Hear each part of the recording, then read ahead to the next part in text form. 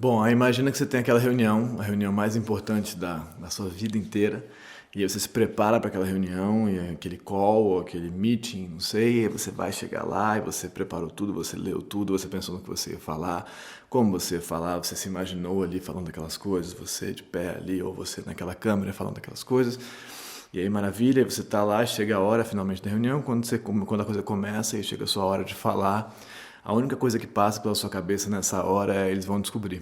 Eles vão descobrir, eles vão descobrir, você começa a suar, eles vão descobrir que eu sou uma grande farsa.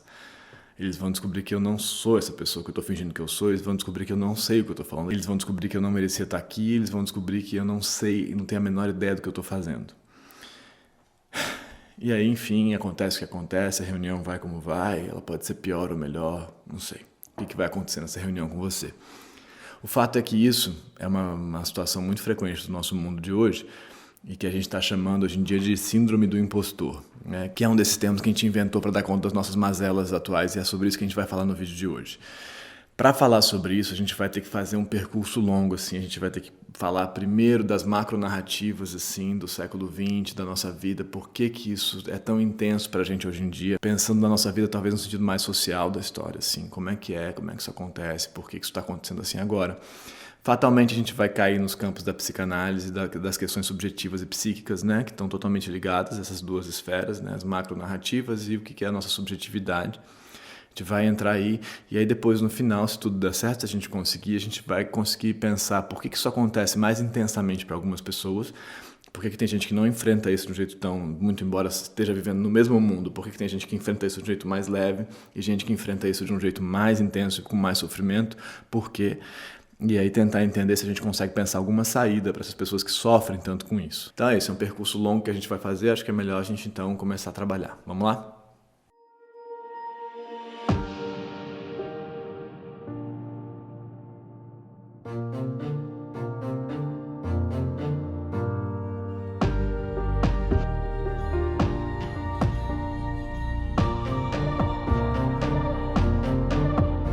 Bom, vamos começar pelo que eu considero ser, não é a parte mais simples, mas acho que é a mais fácil de falar, a mais fácil de acessar, porque é um conteúdo assim partilhado por todos nós, que são as grandes narrativas, macronarrativas, né? Assim, o que é que a gente está vivendo, por que que nesse momento, em 2020, essa impressão de farsa e de produção de imagem de si, que parece sempre uma farsa, que parece não condizer, não estar em contato, não estar em consonância, em sintonia com o real, com a sua experiência, por que que ela é tão intensa? Para a gente chegar em 2020 é melhor que a gente volte um pouco atrás, como sempre a gente faz aqui, para entender o que está acontecendo agora. A gente tem que voltar atrás, e voltar atrás significa querer voltar, assim, tentar voltar para os primórdios da coisa, para o início da coisa. No nosso caso, quase sempre a Grécia Antiga.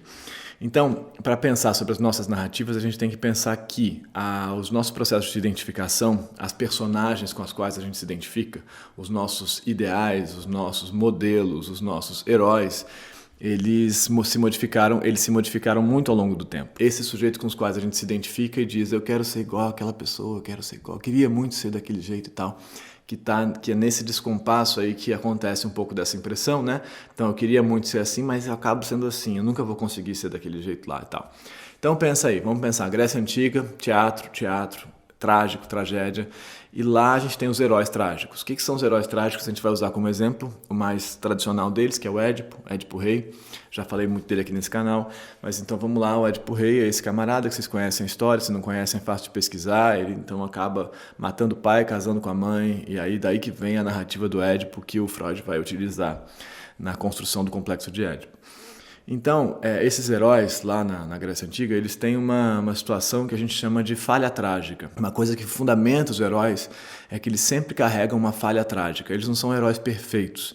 Eles não são heróis no sentido que a gente pode talvez entender hoje, assim, ele é incrível, ele consegue, ele é capaz. A gente não está falando exatamente aqui da potência desse herói. O herói é identificado, cada herói é identificado pela sua falha trágica. O que ele carrega como falha fundamental. Olha que interessante. Então a gente identifica um herói pela falha, tá bom. O Édipo, especificamente, a gente vai dizer que a falha dele, a falha trágica dele é o orgulho. Ele encontra esse camarada na rua, na estrada, ele não quer abrir passagem para esse cara é o rei, por acaso, Laio, e aí eles se desentendem porque ele não acha justo que ele abra passagem para esse cara, e ele acaba matando esse cara que ele não sabe, é o pai dele. Então ele mata o pai sem saber. É um spoiler, mas enfim, é uma história antiga. Bom, e a gente segue, vai seguindo ao longo dos séculos, vão passando, e a gente continua tendo heróis, continua tendo histórias, e de modo geral, a gente talvez não entenda a falha trágica mais como definidor dessa história, das histórias com as quais a gente vai se identificar, mas na literatura e no teatro a gente tem personagens complexos com falhas, sempre com falhas, e é essencialmente com essas falhas que a gente se identifica. Aí a gente poderia, como sempre faço aqui, também chegar no nosso exemplo maior da modernidade, que é o Hamlet, né? Que é largamente inspirado no Édipo, mas que é um cara cheio de falhas. O orgulho é uma delas, a arrogância talvez, enfim, você pode definir as falhas do Hamlet como sendo muitas, diversas. Essas falhas, esses desvios, essas imperfeições, se a gente quiser chamar, vão povoar os personagens que marcam os nossos processos de identificação ao longo dos séculos. E nesse período, assim, desde a Grécia Antiga até o século XX, o nosso processo de identificação acontece, na minha opinião, fundamentalmente por 2 caminhos. São eles: a literatura e o teatro, né? Que várias vezes se ligam, assim, a literatura e o teatro, na dramaturgia, justamente, por exemplo, o Édipo e o Hamlet, né? Mas, enfim, a literatura e o teatro, que são 2 processos que a gente poderia considerar como artesanais. Tanto artesanais no processo de criação, de construção, da feitura de um livro, né? Até o século XX, a feitura de um livro, a escrita, o processo de escrita de um livro e o processo de realização de uma peça de teatro. E são esses blocos de identificação, de construção narrativa que vão chegar ao público. E é com esses blocos, com esses construtos, com essas coisas que as pessoas vão se identificar. Vão olhar, tá, então eu sou falho também, eu posso me identificar com aquele camarada, eu sou invejoso também, eu posso me identificar com aquele camarada, eu sou orgulhoso também, eu tenho medo também como Hamlet de morrer, eu posso me identificar com aquilo. Então a gente vai construindo o processo de identificação pelas falhas, né? E a gente acompanha esses heróis no percurso narrativo deles, eles enfrentam esse problema e através desse processo de identificação narrativa a gente faz uma catarse, né? Através deles a gente enfrenta as nossas questões e elabora as nossas questões. Beleza, pensa então, processos artesanais e falhas, imperfeições. E a gente entra no século XX, e aí no século XX a coisa começa a mudar radicalmente. Começa a mudar por algumas razões. E aí a gente pode usar aqui como referência, se você quiser ler depois, um texto do Walter Benjamin, que é um filósofo, que se chama A Obra de Arte na Era da Reprodutibilidade Técnica. Vou repetir que é difícil de falar, vamos lá. A Obra de Arte na Era da Reprodutibilidade Técnica. É um texto de 36, se eu não me engano. Mas, bom, esse texto então vai analisar, vai olhar para o que está acontecendo com a arte nesse momento que a indústria muda e que o capitalismo passa a tomar outras caras, né? E tudo muda. Então, o que a gente estava falando de artesanal, a gente passa agora a falar de reprodutibilidade técnica. Né? Então, o que muda com isso? De indústria, a gente está falando de indústria.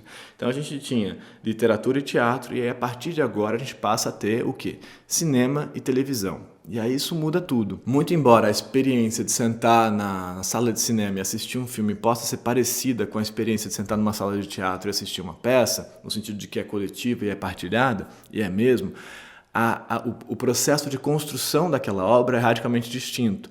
O dinheiro investido naquele processo é radicalmente distinto. Como se faz uma peça de teatro, como se faz um filme, são processos totalmente diferentes. Quanto dinheiro se gasta para fazer uma peça e quanto dinheiro se gasta para fazer um filme são quantias totalmente distintas, e isso implica uma necessidade de retorno financeiro, de capital, totalmente distinto. Então a gente sai do campo artesanal e entra no campo da indústria, Hollywood como sendo o paradigma maior dessa história. Então, à medida que a estrutura de produção muda, a nossa estrutura de identificação com esses personagens também muda, e esses personagens também mudam. Eu não estou dizendo que eles mudam em função do capital. Não acho que seja fácil de determinar assim, muda por isso. Acho que muda por muitas coisas. Acho que muda também em função das grandes guerras, por exemplo, pela nossa necessidade de se identificar talvez com uma coisa que seja fundamentalmente boa e sem desvio, sem violência, né? Sem horror, por assim dizer, assim, pelo menos na superfície.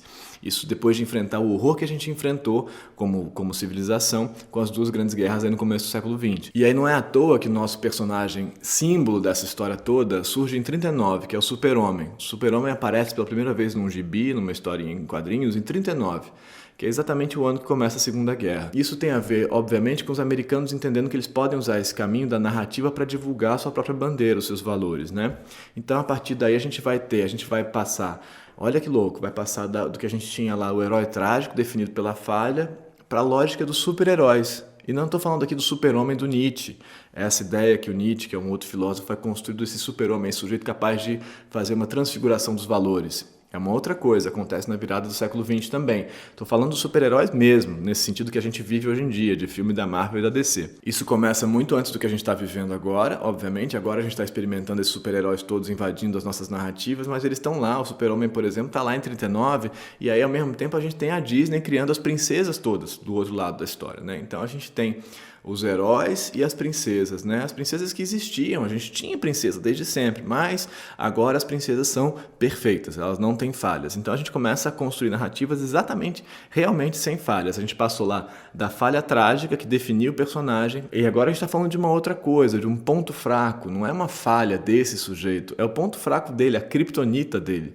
O Super-Homem é o sujeito mais ético do universo, ele não tem falha no comportamento dele, ele não tem um desvio, ele não tem nada de desviante. O que os vilões dele podem usar contra ele é que ele é ético demais, e a Kryptonita, que é o que retira essa força dele. Mas então, a gente vai seguir aí nesse século XX construindo esses heróis, e aí entra uma outra história que é a televisão. E a televisão vai, aos poucos, abrir uma outra parte desse caminho ainda mais estranha. Então a gente tinha, vamos lá, literatura e teatro antes do século XX até o século XX, e a partir de agora a gente tem cinema e televisão construindo os nossos processos de identificação. É claro que a gente continua tendo teatro e literatura, mas a importância disso diminuiu muito, e a literatura também entrou no campo da reprodutibilidade técnica. A gente agora começa a falar de best-sellers, né?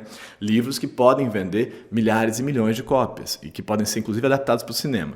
Mas beleza, então a gente entra agora na televisão. A televisão vai aos poucos construir uma outra coisa, que é a ideia da celebridade. A celebridade é uma inversão muito interessante que a gente produz ao longo desse século XX, que é o seguinte: antes, um sujeito que tinha muito valor, qualquer que fosse esse valor, ele passava a ser célebre. Então, alguém que tinha feito alguma coisa de muito importante passava a ser célebre. Então, sei lá, o Einstein era célebre porque ele tinha inventado lá a teoria da relatividade. Então, valor determinava celebridade. Aos poucos, com a televisão, a gente vai invertendo isso e vai passando a dizer que a celebridade determina um valor, né? Então, qual o valor dessa pessoa? É porque ela é uma celebridade.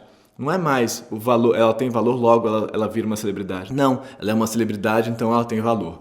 Isso tem muito a ver com a televisão, com a ideia de que a sua imagem está sendo replicada. Você aparece, você existe, olha lá ele lá e tal. E a gente vai caminhando aí na virada do século XX para o século XXI para uma outra situação ainda mais estranha. O século XX para o século XXI tem muita coisa acontecendo, né? Internet e tal, essas coisas todas.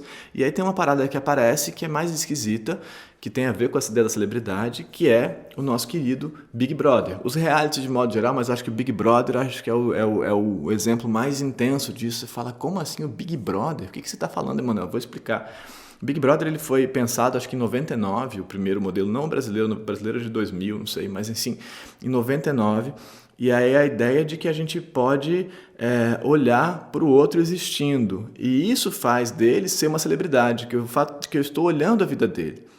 E aí a gente vai já, guarda isso aí, a gente vai já entrar na psicanálise para falar sobre por que diabos a gente se interessa pela vida do outro desse jeito. Mas então a lógica da celebridade se intensifica radicalmente e é muito interessante de pensar que a ideia do Big Brother tinha sido assim já teorizada em 1946, eu acho, pelo George Orwell. Essa ideia desse olho que vê tudo, né? Esse olho que sabe de tudo que está acontecendo com a sua vida.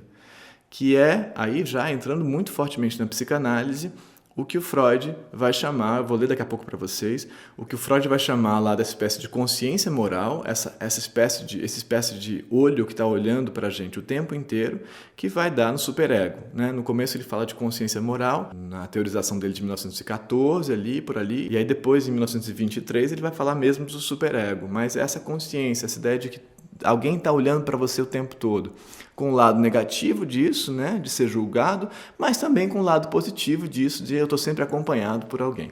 Essa aí é a virada fundamental, sabe? Então guarda esse negócio, porque essa consciência, essa espécie de consciência moral que te olha o tempo inteiro, ela te julga, mas ela nunca te abandona, então você nunca está sozinho. E aí a gente vai entrar no século XX já nas redes sociais. E as redes sociais são um mecanismo mais ainda maravilhoso, mais incrível, que faz uma segunda volta na lógica do reality, da celebridade, que é assim, eu não só posso olhar, como eu posso me produzir como um sujeito para ser olhado. Então, eu passo a modular esses dois lados, né? Eu posso olhar o outro, julgar o outro, controlar o outro, todos os outros que eu quiser, organizar a vida deles, assumir a função desse superego, dessa consciência moral, e eu posso também ser olhado o tempo inteiro. Cada coisa que eu faça pode ser julgada. É terrível? É terrível, mas eu nunca estou sozinho. Tem sempre alguém olhando para mim, tem sempre alguém garantindo que eu existo.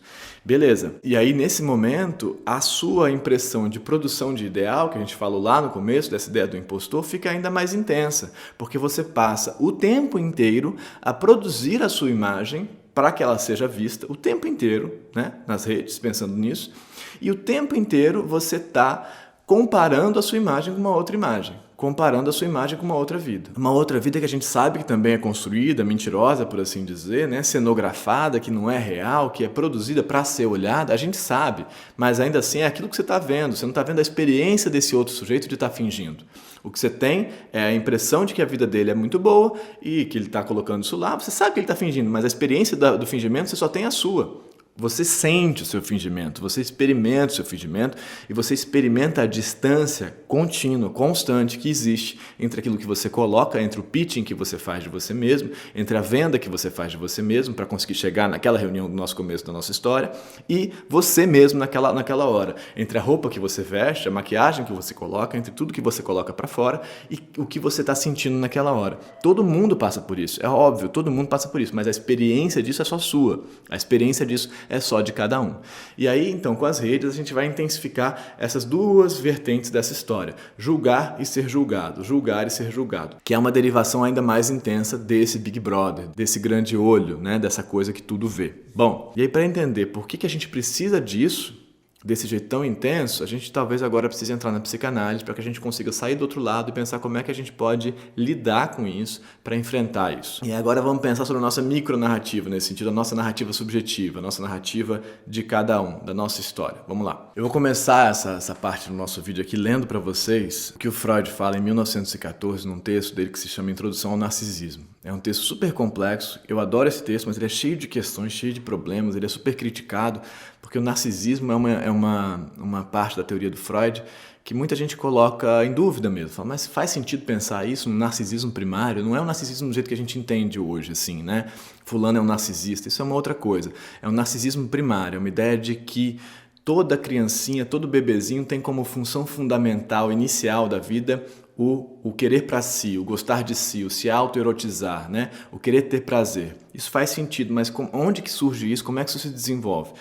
Então a gente vai falar um pouco sobre isso agora, mas aí eu vou só fazer um link aqui para a gente passar do que a gente estava falando agora do Big Brother para isso aqui. Ele fala aqui o seguinte: não seria de admirar se encontrássemos uma instância psíquica especial que cumprisse a tarefa de assegurar a satisfação narcísica a partir do ideal do eu e que, com esse propósito, observasse continuamente o eu atual, medindo-o pelo ideal. Então ele faz uma distinção aí entre o ideal do eu, esse que eu quero ser, que eu gostaria de ser, né?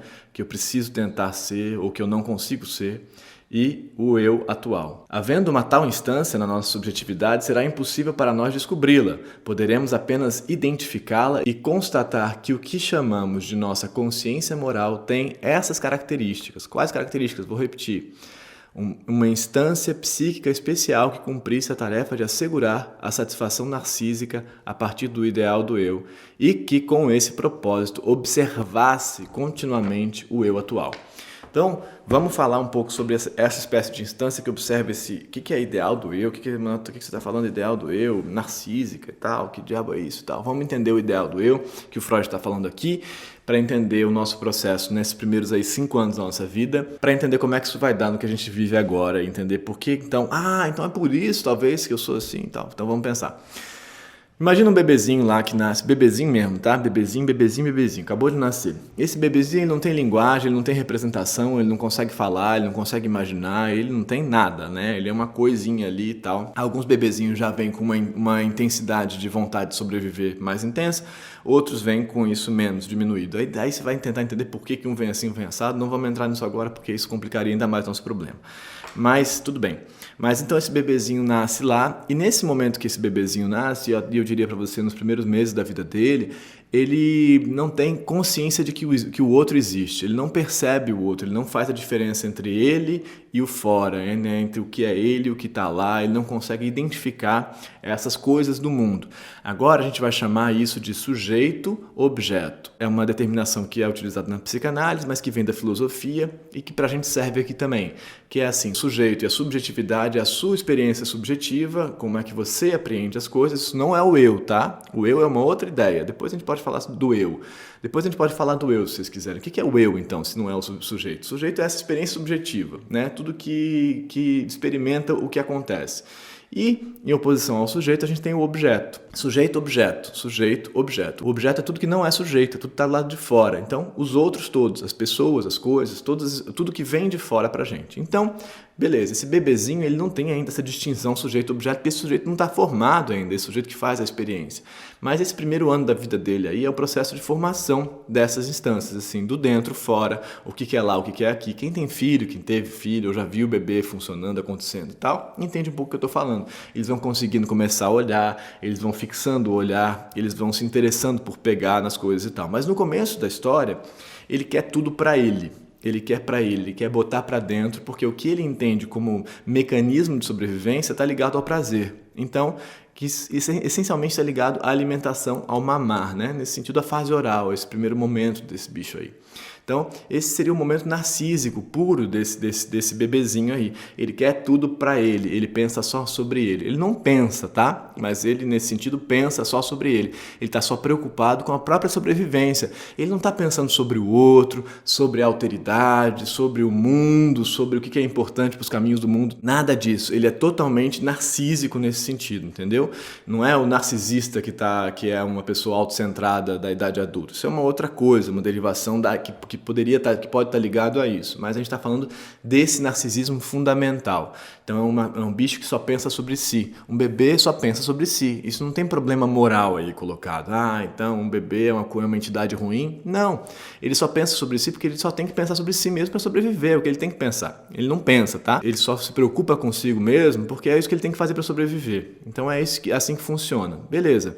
Nesse momento, essa relação com essa primeira figura aí, que provavelmente é a mãe, mas pode não ser a mãe, mas no teatro freudiano clássico a gente vai falar da mãe e do pai. Mas não precisa ser isso, pode ser outra coisa. Mas essa primeira figura aí, nesse primeiro ano, que vai cuidar dele, dar carinho pra ele, dar o alimento pra ele, dar o peito pra ele, dar o abraço pra ele, ou essas primeiras figuras, nesse primeiro momento, vão como que fornecer material para esse narcisismo dele, para ele introjetar essas coisas. E aí, nesse momento, isso acontece de muitas maneiras diferentes. Tem mães muito diferentes, né? E pais muito diferentes, se esses pais estão aí paternando nesse sentido. Mas aí, então, isso vai acontecer, esse bicho vai ser cuidado, mas esse bicho também vai ser, às vezes, né, um pouco abandonado, um pouco deixado de lado, às vezes ele vai chorar um pouco mais, às vezes ele vai chorar um pouco menos. Depende da história de cada bebezinho, como é que ela vai acontecer. E aí, então, nesse sentido, é como se a gente estivesse fazendo uma espécie de reservatório para esse narcisismo, né? Uma espécie de reservatório de amor ou, às vezes, de rejeição e de abandono para esse narcisismo. Isso é muito importante, esse primeiro ano aí, talvez os primeiros 2 anos, mas vamos pensar no primeiro ano. Então, ali a gente está cuidando desse narcisismo, desse bichinho que está preocupado consigo mesmo. E aí o Winnicott, por exemplo, que é um psicanalista, vai pensar na mãe suficientemente boa, que é uma mãe que dá esse amor para esse bichinho, mas que não dá todo o amor, que deixa esse bichinho poder olhar para fora, porque senão ela está sufocando ele e esse bicho não faz o que ele... Estou falando bicho, tá, gente? Bebezinho, vocês entenderam, mas ele não faz as aberturas que ele tem que fazer para se interessar pelo mundo. Porque então a gente tem que deixar ele um pouquinho de lado de vez em quando para ele poder olhar para o mundo e fazer uma coisa que a gente vai chamar da saída dessas pulsões, né? Totalmente narcísicas para as pulsões do objeto, para ir se encaminhando para os objetos mesmo, né? Para se interessar pelos objetos do mundo. Antes tinha só esse primeiro objeto, que nem era objeto, que era a mãe. Ele nem entendia como objeto, porque ele nem entendia como separado dele.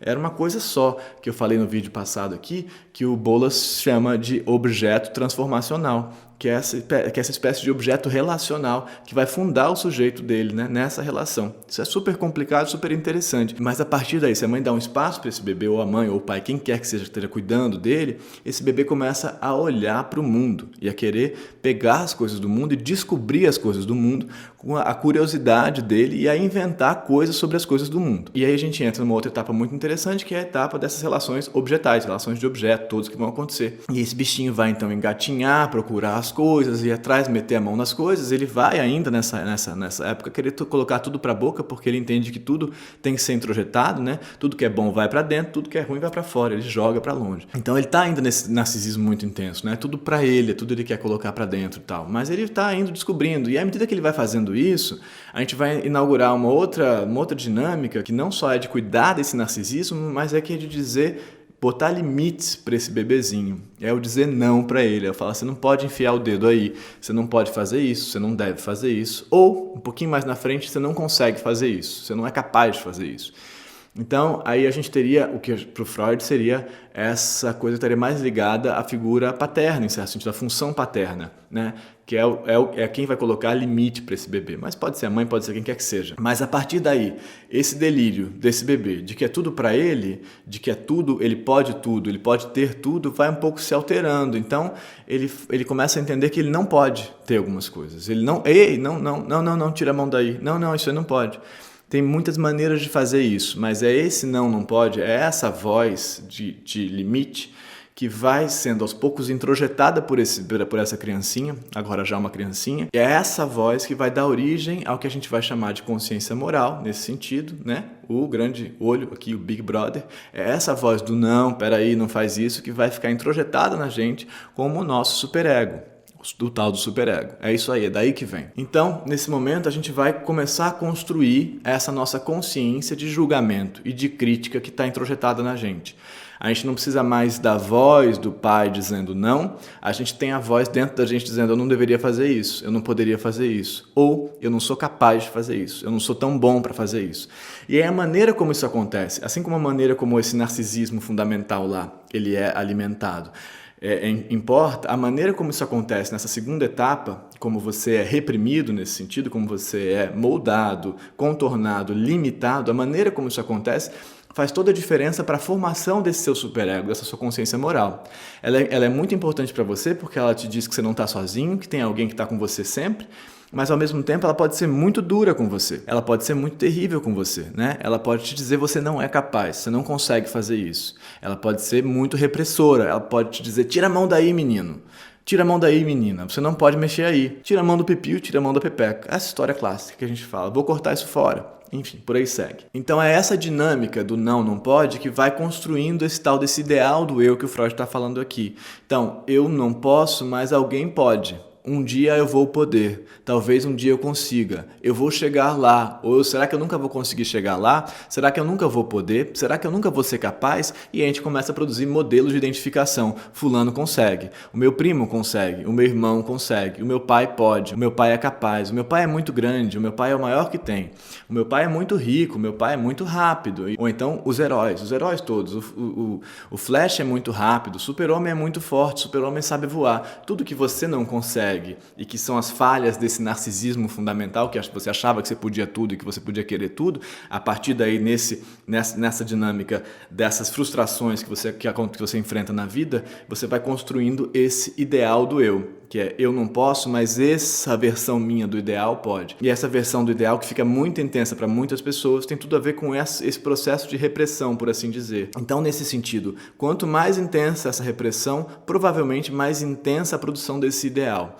Por que eu estou dizendo isso? Porque você rebate para o ideal quando você não consegue reorientar o seu desejo. Tem uma outra maneira de fazer isso na educação das crianças, que é não só dizer não pode, como dizer, olha isso aqui, tem uma outra coisa aqui que você pode. Tem uma outra coisa que você pode fazer, tem um jeito que você consegue, tem um jeito que você pode fazer, tem um jeito que você alcança. Se você botar aquele banquinho lá, você alcança.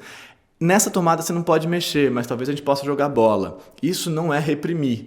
Isso é reorientar a sua pulsão, o seu impulso, o seu desejo para uma outra coisa. Então a tendência é, e eu já estou dando uma resposta sobre o final da nossa história, a tendência é que quanto mais reprimido, mais produção de ideal. Quanto mais te dizem não, mais você pensa, um dia eu vou poder, ou alguém vai poder, ou eu nunca vou poder. E quanto mais reorientado para outras coisas, mais você é capaz de experimentar prazer, não só naquilo que você queria fazer, que você não pode fazer, porque o mundo não é assim, mas em outras coisas. E nesse sentido você vai se retirando um pouco do seu narcisismo e aos poucos se concentrando numa outra coisa que é maravilhosa, que acontece com as crianças, que é na relação com o objeto mesmo. Olha o desenho que eu fiz, olha essa coisa que eu montei, olha esse quebra-cabeça que eu consegui fazer, olha as palavras que eu produzi, olha essa letra, olha, eu aprendi a escrever. É sobre mim ainda, é sobre essa criancinha ainda, mas já não é mais ele. É um objeto externo a ele com o qual ele consegue se identificar e ele consegue então se amar também através desse objeto. Ele não precisa do ideal, um dia eu vou e tal, ele consegue se relacionar com objetos que ele produziu, que ele construiu, e aí daí vem o trabalho. E aí daí vem toda a nossa relação com o trabalho, que é muito importante para a tal da síndrome do impostor. Então,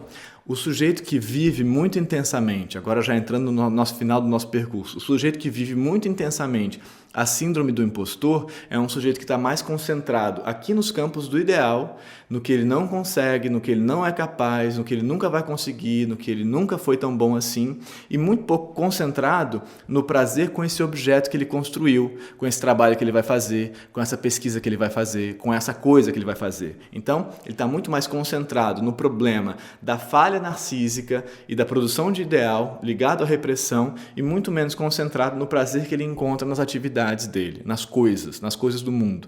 É um sujeito mais ligado ao narcisismo nesse sentido e menos ligado à relação de trabalho com os objetos. E aí você vai me perguntar, mas peraí, você está dizendo então que esse sujeito que se critica tanto assim e tal é um sujeito narcisista? Eu estou dizendo mais ou menos isso.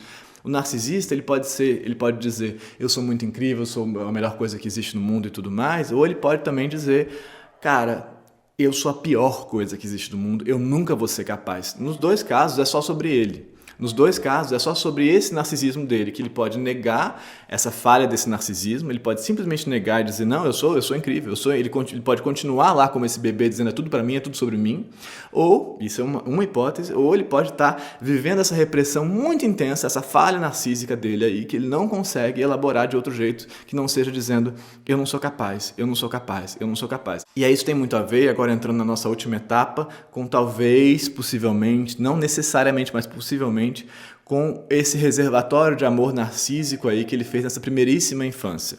Talvez ele esteja sempre em dúvida se ele vai ser amado. Talvez ele não saiba que ele vai ser amado mesmo. Então, talvez qualquer coisa que ele faça na vida, qualquer atividade que ele faça na vida, seja para garantir que ele vai receber o amor. E o medo maior sempre é de que qualquer castigo, qualquer quebra, determina a perda desse amor. Então, a tendência é que alguém que está o tempo todo investindo a dúvida sobre si mesmo, em qualquer trabalho, em qualquer atividade, se perguntando, será que eu sou amado? Será que eu vou ser amado? A tendência é que essa pessoa tenha a impressão de que ele não recebeu, de que ele não foi amado lá inicialmente.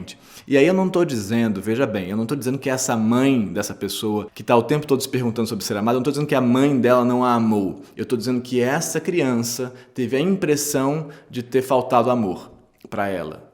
Estamos falando sempre aqui de impressões subjetivas, não estamos falando da mãe em si, estamos falando de impressões subjetivas, de experiências subjetivas, talvez de falta de amor, de mas ninguém me ama, cadê meu amor? E de repressão muito intensa. Talvez esse pai, nessa figura freudiana, não tenha sido um pai tão repressor. Talvez ele tenha, mas talvez não tenha. Talvez essa impressão para essa criança, que estava muito fragilizada na vontade dela de pesquisar, tenha sido de muita repressão. Então, qualquer não que ela recebeu foi um não sentido como o fim do mundo para ela. Como eu não sou amado, eu não mereço mesmo, eu sou a pior coisa do universo.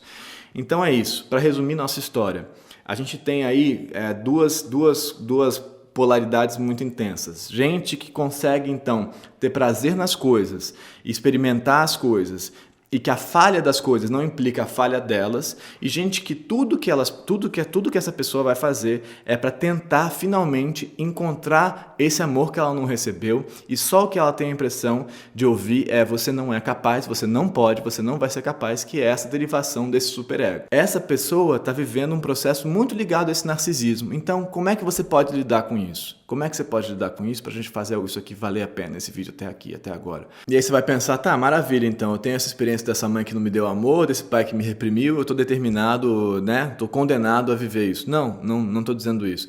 Eu estou dizendo o seguinte, quando você consegue perceber que talvez seja essa a sua narrativa, isso não é uma determinação assim, talvez, isso é uma simplificação que eu estou fazendo num vídeo do YouTube, tá? Mas enfim, se você consegue pensar que talvez seja essa a sua narrativa, você consegue passar a olhar para ela como uma narrativa que você experimentou e não como um mundo real. Então, não necessariamente o problema é dos outros e do mundo, que você é o cagado e tal, e tal, e tal, e que você vai ser descoberto, e que você está culpado, e que você está sempre prestes a ser descoberto. Não, talvez não. Talvez você então consiga olhar para a sua história e entender que ela é uma história que você experimenta, que ela não tem uma equivalência total com a realidade, com o mundo real, nesse sentido, né? Ela não é o real, ela não é o que está dado. Ela é a sua experiência disso. E aí, se ela é a sua experiência disso pode ser modificada pelo seu entendimento. Se você passa a entender de outro jeito, poder olhar de outro jeito e poder negociar com essa sua ameaça, dessa falha narcísica, ou dessa repressão, ou do você não é capaz, você não vale nada, você passa a poder dialogar com essa voz de um outro jeito, entendendo que essa voz que você carrega, dizendo que você realmente é uma falha, dizendo que você é uma farsa, essa voz é uma produção sua nesse sentido, ela é uma construção sua e você está em diálogo com ela. E se você está em diálogo com ela, você pode modificar o caminho das coisas nesse diálogo com ela. O diálogo não precisa ser necessariamente o mesmo todas as vezes. Em diálogo com ela, com essa voz, com esse julgamento, essa consciência moral, essa crítica intensa, é esse sujeito que está aí em você te dizendo que você nunca vai conseguir, você vai ser descoberto, você pode, entendendo que isso é uma construção, talvez responder de outra maneira. Talvez responder de outra maneira para essa voz que te acompanha aí te julgando, entendeu? Não estou falando de uma voz em si. Tem gente que até é uma voz em si mesmo. Estou falando dessa instância de julgamento, dessa consciência moral, do superego. Você pode falar para ele de um outro jeito. Você pode dizer para você que está buscando esse amor, falar, caramba, que louco, eu estou buscando amor mesmo. Se você assume isso para você e diz, eu continuo buscando amor, olha que interessante, e tudo bem. Se você assume isso para você, eu continuo buscando amor, você pode negociar com você essa busca de amor de um jeito menos determinado por essa história de maneira inconsciente. Você tem algum entendimento disso, você pode então responder e escolher e atuar no mundo de outras maneiras, mas isso só é possível se você entender essa história. Como é, de onde que ela vem, e construir a sua história. Você não vai encontrar, a gente está falando aqui dos primeiros 5 anos, você não vai encontrar uma resposta, foi isso e tal. Você vai construir a sua história. E como sujeito que vai construir e reconstruir essa história, você é capaz de construir e reconstruir a sua história a partir de agora também. Mas isso só é possível se você entender e construir essa história.